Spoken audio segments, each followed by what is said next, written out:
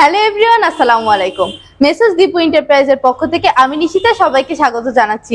So দেখতেই পাচ্ছেন আমার সামনে R15 ভার্সন 3 ডার্ক নাইট বাইকটি আমাদের সম্মানিত স্যার পারচেজ করে নিয়েছেন।